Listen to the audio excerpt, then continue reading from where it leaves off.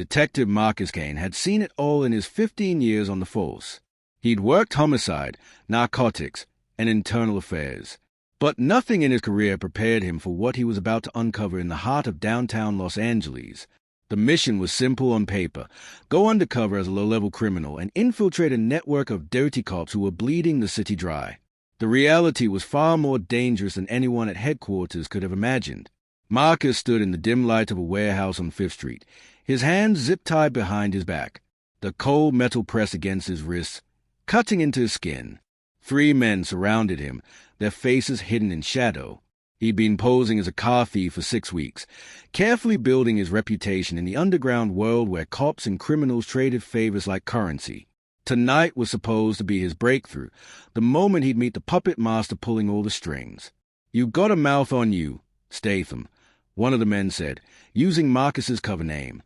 The detective had chosen it carefully, something generic enough to forget but memorable enough to build a reputation around. Word is you can crack any security system in 60 seconds. Marcus kept his face neutral, despite the adrenaline coursing through his veins. Depends on the system. Depends on the pay. The man who spoke stepped forward into the light, and Marcus felt his blood run cold. It was Lieutenant Victor Reeves, a decorated officer with 20 years on the force. Marcus had seen his face plastered across the precinct walls, commendations and awards telling the story of a hero cop. But the man standing before him now wore a different expression entirely. His eyes were dead, calculating, devoid of the honor those medals supposedly represented. "I like your style, Statham," Reeves said, circling Marcus like a predator sizing up prey. "You don't ask questions. You don't leave traces. You're exactly the kind of ghost we need for special operations." Marcus played it cool, though his mind raced. Special operations. That was a term informants had whispered about for months. Cops who ran protection rackets, skimmed evidence from drug busts, and made witnesses disappear. The department knew something was rotten, but they couldn't prove it. That's why Marcus was here, risking everything to bring these traitors down. "What kind of special operations are we talking about?" Marcus asked, careful to sound interested but not eager. Reeves smiled, but it didn't reach his eyes. "The kind that pays 6 figures a year. The kind that keeps you living in a penthouse instead of a rat-infested apartment. The kind that makes you untouchable." He snapped his fingers, and one of the other men cut Marcus's restraints. "But first, you need to prove yourself. Consider tonight your audition." Marcus rubbed his wrists, buying time to think. He'd worn a wire under his leather jacket, but he couldn't risk reaching for it now. One wrong move and he'd be dead before backup could arrive. "I'm listening." Reeves pulled out his phone and showed Marcus a photograph. It was a young woman, maybe 25, with dark hair and frightened eyes. Isabella Moreno. She's a problem that needs to disappear. She witnessed one of our transactions last month and got stupid ideas about going to the FBI. Marcus's stomach churned. They wanted him to kill an innocent woman. This was a line in the sand, the moment that would define whether his cover held or crumbled. He prepared for this possibility during training, but nothing could truly prepare a man for being asked to become a murderer. "Where is she?"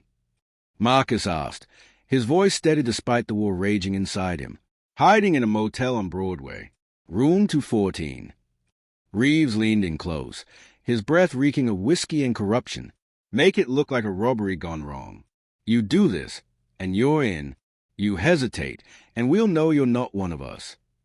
Marcus nodded slowly, his jaw tight. "Give me the address."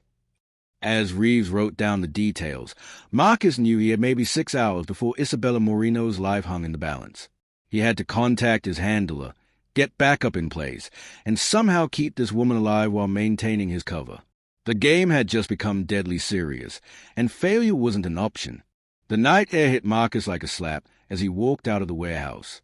His hands trembled slightly, not from fear but from controlled rage. He'd spent years building a reputation as a good cop, someone who believed in justice and protecting the innocent.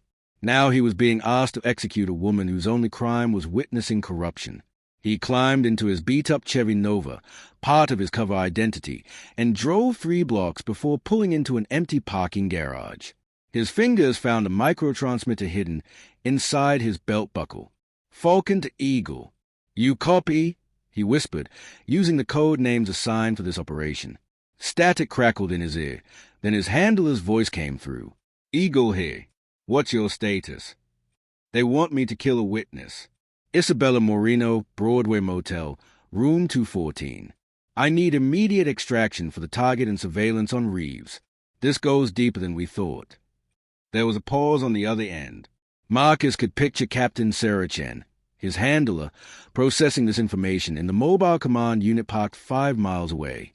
Negative on extraction. We pull her now. Your cover's blown. We need you inside, Marcus. You're the only shot we have at bringing down the whole network. Marcus slammed his fist against the steering wheel. She's an innocent civilian. And there are dozens more who'll die if we don't stop this, Jen replied, her voice hard. You have to find another way. Make it look good enough that Reeves believes you completed the job, but keep her alive. Can you do that? Marcus closed his eyes, thinking through the possibilities.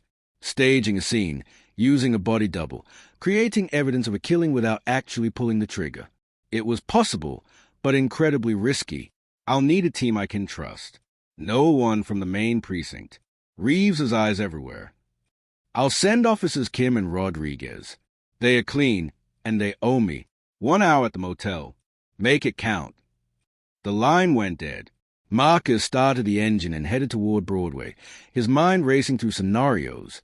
He had to reach Isabella before anyone else did, convince her to trust him, and stage her death convincingly enough to fool a crooked cop with 2 decades of experience. It was a kind of impossible task that got good men killed. The Broadway motel was exactly what Marcus expected. Flickering neon sign, cracked concrete, and the smell of desperation hanging in the air. He parked 2 blocks away and approached on foot, scanning for surveillance. Reeves would have someone watching, testing to see if Marcus would follow through. He counted 3 possible lookout positions and spotted a dark sedan with tinted windows parked across the street. Someone was definitely watching. Marcus walked past the motel office and climbed the exterior stairs to the 2nd floor. Room 214 was at the far end, away from the street. Smart. Isabella was trying to stay hidden, but in a place like this, you couldn't hide forever. He knocked twice, gentle but firm. Who is it? A woman's voice, edged with fear. My name is Jason Statham, Marcus said, using his cover name. I'm here to help you, but we don't have much time. There are men coming to kill you tonight. Silence. He could hear her breathing on the other side of the door, weighing her options. Trust a stranger or wait for certain death. How do I know you're not one of them? She asked. You don't. But in about 30 seconds, you're going to hear sirens. That's my backup. If I wanted you dead, I'd have kicked this door in already. It was a calculated risk, revealing his hand, but sometimes the truth was the only weapon left. The door opened a crack, the security chain still attached. Isabella Moreno's face appeared in the gap, exactly matching the photo Reeves had shown him. Her eyes were wide with terror, but there was intelligence there too. She was smart enough to still be alive after witnessing something that powerful men wanted buried. What do you want? She asked. To fake your death and use you to bring down the men who want you dead. But I need your help, and I need it now. Marcus glanced over his shoulder. The sedan across the street hadn't moved, but that could change any second. Isabella studied his face for what felt like an eternity, then unhooked the chain. You better not be lying to me. Marcus stepped inside, quickly assessing the room. Small, sparse, with one window facing the back alley. Tell me exactly what you saw that night. She sat on the edge of the bed, her hands shaking. I was walking home from my shift at the diner. I cut through the alley behind Grand Street because it's faster. That's when I saw them. Her voice dropped to a whisper. 3 cops, loading boxes into an unmarked van. One of them, he had the scar on his face, right here. She traced a line down her left cheek. I heard them talking about distribution schedules and payoffs. Marcus knew exactly who she was describing. Detective Raymond Cole, Reeves's right-hand man. Did they see you? The one with the scar. He turned and looked right at me. I ran. I've been running ever since. Before Marcus could respond, headlights swept across the window. A vehicle was pulling into the parking lot below. Marcus moved to the window and peered through the grimy curtain. A black SUV had pulled into the motel parking lot, and two men were climbing out.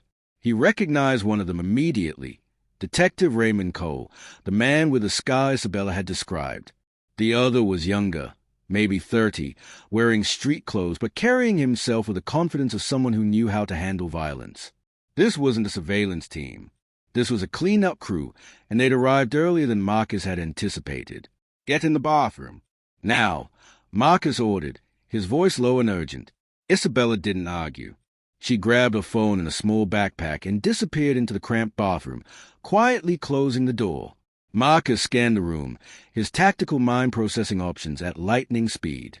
He needed to create a scene, something convincing enough to satisfy Reeves while buying time for backup to arrive. The problem was that Cole and his partner were already climbing the stairs. Marcus pulled out his personal phone, the one unconnected to his cover identity, and texted his handler a single word: compromised. Then he smashed it under his heel and kicked the pieces under the bed. He drew his weapon, a Glock 17 that had been carefully registered to his false identity, and positioned himself beside the door. Footsteps approached in the hallway. Marcus heard them stop outside room 214. There was a moment of silence, then a voice he recognized. "She's in there. I can smell the cheap perfume from here." Cole's voice was rough, like gravel being crushed under tires. "You take the window. I'll go through the door." Marcus made a split-second decision. He fired 3 shots through the door at chest height, aiming deliberately high and to the left. He heard cursing and the sound of bodies hitting the ground, then returned fire splintering the doorframe. Bullets punched through the thin wood, embedding themselves in the opposite wall. Marcus dropped low and scrambled toward the bathroom. "Change of plans," he said to Isabella, who was crouched in the bathtub, her hands over her ears. "We're going out the window. Can you climb?" She nodded, too terrified to speak.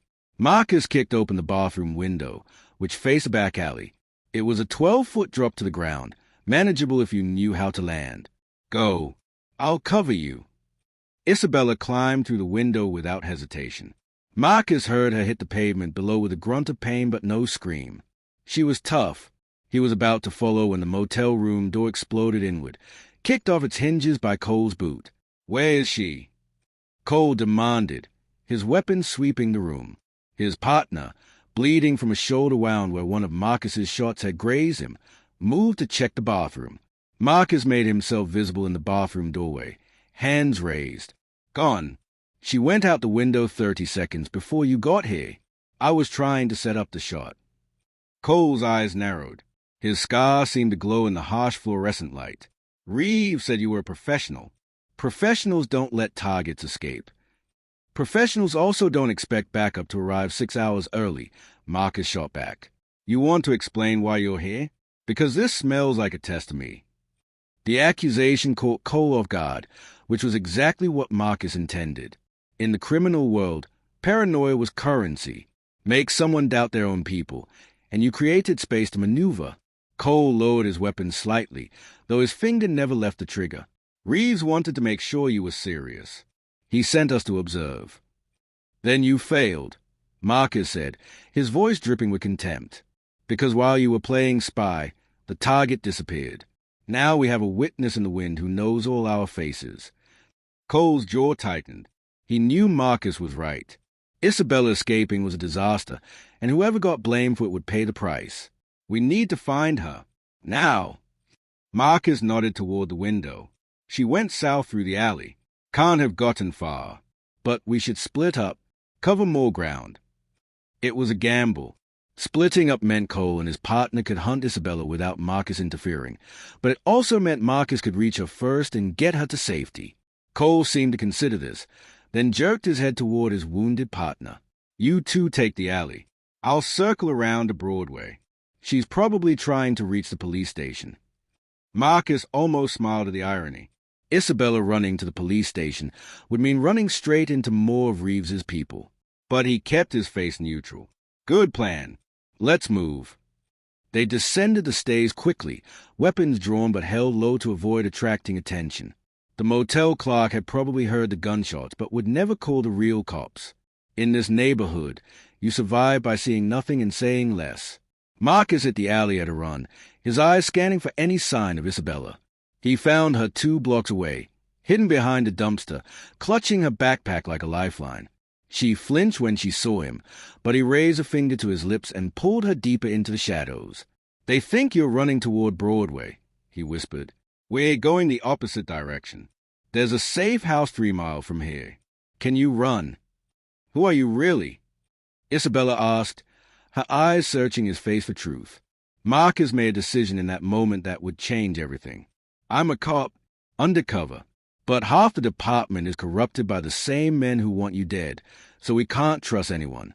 I need you to trust me until I can get you somewhere safe." Isabella stared at him for a long moment, then nodded. "Let's go." They ran through the back streets of downtown Los Angeles, 2 ghosts fleeing from monsters that wore badges. Behind them, Marcus could hear Cole shouting into his phone, coordinating the search. Time was running out, and Marcus knew that when the sun rose, his cover would either be solidified or completely destroyed. The safe house was a nondescript apartment in Koreatown, 3 miles from the motel but a world away in terms of surveillance. Marcus had secured it months ago under a false name, paying cash for 6 months upfront to a landlord who asked no questions. It was bare except for a mattress, a folding table, and a burner phone taped under the kitchen sink. Isabella collapsed onto the mattress, her body finally giving into exhaustion and fear. "We're safe here?" she asked, though her tone suggested she already knew the answer was never that simple. "For now," Marcus replied, retrieving the burner phone. "But we need to move fast. Those men won't stop looking, and they have resources we can only imagine." He dialed his handler's emergency line. It rang 4 times before Captain Chen answered, her voice tight with stress. "Where are you?" "Safe house, Gamma. The witness is secure, but my cover's hanging by a thread. Cole and his partner showed up early. Someone tipped them off." There was silence on the other end, the kind of silence that made Marcus's instinct scream danger. When Chen spoke again, her voice was different, more controlled. "Stay where you are. I'm sending a protection detail. They'll be there in 20 minutes. "What's wrong, Sarah?" Marcus asked, using her first name deliberately. They'd worked together for 5 years, long enough to read the microtells in each other's voices. "Nothing's wrong. Just stay put." The line went dead. Marcus stared at the phone, his mind racing. Something was off. Chen had been too calm, too quick to offer protection. In 5 years of running undercover operations, she'd never sent a protection detail without at least 15 minutes of arguing about resources and risk assessment. This was wrong. Isabella sat up, watching him. "What is it?" "We need to leave. Now."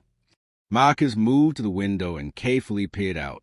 The street below was quiet, but that meant nothing. If he was right about his suspicions, they had maybe 10 minutes before the apartment was surrounded. "I thought you said we were safe here," Isabella protested, grabbing her backpack. "I was wrong." Marcus pulled a small black case from behind the kitchen cabinet. Inside was everything he'd need for an emergency: $5,000 in cash, 2 fake IDs, a clean weapon, and a USB drive containing all the evidence he'd gathered over 6 weeks undercover. "My handler just burned me. That means the corruption goes higher than we thought." Isabella's face went pale. "If we can't trust your people, then who can we trust?" "Right now? Each other." Marcus checked his weapon and handed Isabella a small canister of pepper spray from the case. "Stay close to me. We're going out the back." They descended the rear stairwell, Marcus leading with his weapon drawn. Every shadow could hide a threat. Every door could burst open with men intent on silencing them forever. They reached the ground floor without incident. But as Marcus pushed open the exit door, he heard the unmistakable sound of vehicles screeching to a halt in front of the building. "Too late," he muttered, pulling Isabella back inside. "We go up." "Up? That doesn't make any sense." "Exactly why it might work." Marcus led her back up the stairs, past the 3rd floor to the roof access. The door was locked, but a sharp kick near the handle broke it open. They emerged onto the rooftop under a sky turning gray with approaching dawn. Marcus scanned the surrounding buildings. They were in a dense urban area, rooftops close together, separated by gaps of 10 to 15 feet. Risky, but possible. He turned to Isabella. How do you feel about jumping?" She looked at the gap to the next building and her face went white. "You're insane." "Probably, but it's better than dying." Marcus heard footsteps thundering up the stairwell behind them. "Your call. Jump with me or take your chances with them." Isabella closed her eyes for a brief moment, then opened them with new determination. "If I die, I'm haunting you forever." "Fair enough." Marcus grabbed her hand, and they ran toward the edge of the building. At the last second, they leaped together, sailing across the gap between life and death. They landed hard on the adjacent rooftop, rolling to absorb the impact. Marcus felt something in his shoulder tear, but adrenaline masked the pain. Behind them, men burst onto the roof they'd just abandoned. Marcus caught a glimpse of uniforms. Real cops, or at least men wearing real uniforms. The chase was officially on, and the hunters had unlimited resources. "Keep moving," Marcus urged, pulling Isabella toward the next building's roof access. They descended into a residential building, then out through a ground-floor window into an alley. Marcus led them through a maze of back streets, constantly changing direction, using every trick he'd learned in 15 years of police work to throw off pursuit. Finally, after what felt like hours but was probably only 20 minutes, they ducked into a 24-hour laundromat. Marcus bought time at a washing machine with quarters, and they sat among early morning workers, hiding in plain sight. "Now what?" Isabella asked, her voice shaking. Marcus pulled out the USB drive. "Now we find someone outside the department who can help us. Someone with the power to bring down corruption from the top." "Like who?" "The FBI." Marcus met her eyes. "But we need leverage first. This drive contains evidence, but it's not enough. We need something bigger. Something that proves the corruption goes all the way to the top." Isabella was quiet for a moment, then reached into her backpack. "That night I witnessed the drug transfer, I didn't just see it. I recorded it." She pulled out her phone. "I was filming a video for my sister when I walked into that alley. I didn't realize until later that I'd caught everything on camera." Marcus stared at the phone like it was a holy relic. "Why didn't you tell me this before?" "Because the only copy is backed up to a cloud account that I can't access without my laptop, which is in my apartment, which is definitely being watched." Marcus closed his eyes, thinking through the impossible calculus. Isabella's apartment would be under surveillance by Reeves's people. Breaking in would be suicide. But without that video evidence, they had nothing solid enough to guarantee protection from the FBI. They were trapped between certain death and probable death, with no good options in sight. The decision to break into Isabella's apartment was made easier by the simple fact that they had no other choice. Marcus spent 2 hours in the laundromat, using a borrowed laptop to map out every possible approach. Isabella lived in a modest apartment building in the Arts District, a renovated warehouse with limited entry points and security cameras covering every angle. Under normal circumstances, getting in undetected would be challenging. With corrupt cops watching every exit, it was nearly impossible. But Marcus had one advantage. He knew how dirty cops thought because he'd spent 6 weeks pretending to be exactly what they expected. They'd be watching for Isabella to make a desperate run for her apartment, so they'd focus on exterior surveillance. What they wouldn't expect was someone who understood police protocols well enough to exploit their blind spots. "The shift change happens at 7 in the morning," Marcus explained to Isabella as they sat at the back of a coffee shop near her building. "For about 12 minutes, there's overlap between the night crew and day crew. Everyone's distracted, trading information, drinking coffee. That's our window." "And if they spot us?" Isabella asked. "Then we run very fast." Marcus pulled out the clean weapon from his emergency case and checked the magazine. 15 rounds. Not enough if things went truly wrong, but enough to create an exit if needed. "Stay behind me at all times. If I tell you to run, you run. Don't look back. Don't hesitate." "Understood." Isabella nodded, though fear was written across every feature of her face. She was brave. Marcus had to give her that. Most civilians would have collapsed by now, but she kept pushing forward. That resilience would either save her life or get her killed. Marcus wasn't sure which yet. At exactly 6:58, they approached Isabella's building from the service entrance on the east side. Marcus had observed the surveillance team's positions. 2 men in a sedan on the main street, one in a coffee shop across from the lobby entrance. The service entrance was unwatched because it required a keycard to access, and they assumed Isabella had lost Hayes during her flight. What they didn't know was that building maintenance workers sold duplicate keycards for $50 each, no questions asked. Marcus had learned this during his first week undercover when he needed emergency access to a target's building. He swiped the card and the door clicked open. They were inside. Isabella's apartment was on the 4th floor. They took the stairs instead of the elevator, Marcus leading with his weapon drawn. The stairwell smelled of concrete and old paint, echoing with their footsteps despite their efforts at stealth. At the 4th floor landing, Marcus paused, listening. He heard nothing but the distant hum of the building's fax system. "Which apartment?" he whispered. "412, end of the hall." They emerged into the corridor. Marcus's heart hammered against his ribs as they approached Isabella's door. She fumbled with her keys, her hands shaking so badly she dropped them twice before finally getting the door open. They slipped inside and Marcus locked the door behind them, his eyes scanning for threats. The apartment was small but neatly kept. A couch, a television, a desk with a laptop in the corner. That laptop was their target, their ticket to survival. Isabella rushed to it and powered it on, her fingers flying across the keyboard. Come on, she muttered as the system booted up. "I haven't accessed this cloud account in weeks. If they shut it down..." They didn't, Marcus said, though he had no way of knowing. Sometimes you just had to believe in luck because the alternative was accepting you were already dead. The laptop finished loading. Isabella opened the browser and navigated to her cloud storage. Marcus watched over her shoulder as she scrolled through folders, searching for the video from that fateful night. Then she found it, a file marked simply with a date, 1 week before she'd witnessed a drug transfer. She clicked play. The video opened with Isabella's smiling face as she recorded a message for her sister. Then the camera angle shifted as she walked, showing the street, the approaching alley, and finally the 3 men loading boxes into a van. The audio was clear enough to hear their conversation, including names, drop locations, and payment schedules. It was everything the FBI would need to launch a full investigation. "Download it to a USB drive," Marcus ordered, handing her his emergency drive. "We need a physical copy in case they shut down your cloud account." As Isabella worked on the download, Marcus heard something that made his blood freeze. Voices in the hallway, approaching the apartment door. He recognized one of them immediately. Lieutenant Victor Reeves. "She's in there. I can feel it," Reeves was saying.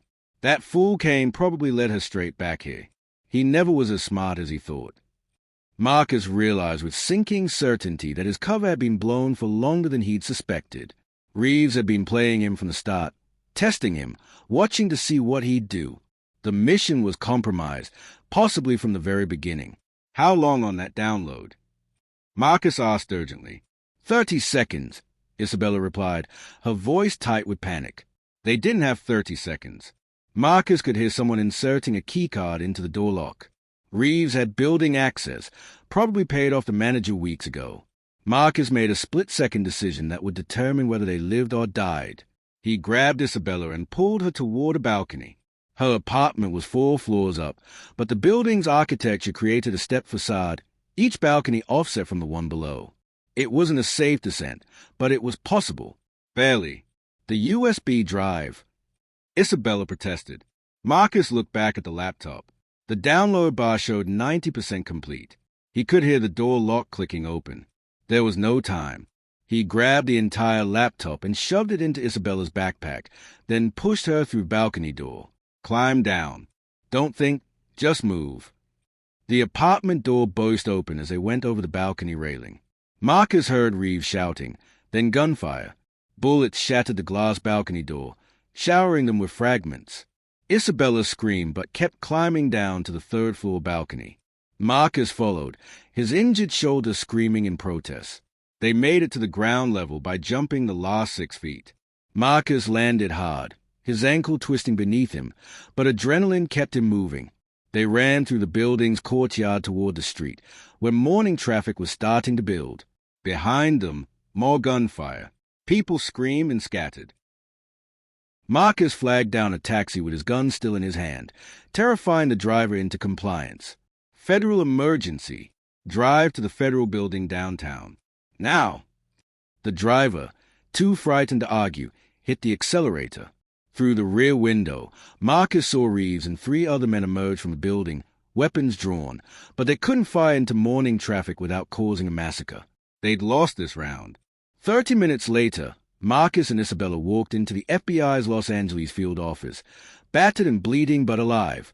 The USB drive in Isabella's backpack contained enough evidence to bring down Lieutenant Victor Reeves, Detective Raymond Cole, and 17 other corrupt officers. Captain Sarah Chen was arrested 3 hours later, her involvement in conspiracy confirmed through the video evidence and Marcus's testimony. The investigation would take months to complete, resulting in the largest corruption scandal in Lapped history. Marcus Kane's cover was burned forever, his face plastered across every news channel in America. He'd never work undercover again. But on that morning, as FBI agents secured Isabella in protective custody and doctors treated his injuries, Marcus felt something he hadn't experienced in 6 weeks of living a lie: pride. He'd done his job. He'd protected an innocent woman and exposed corruption that had rotted the department from within. The cost was high. His career forever changed, but justice had prevailed.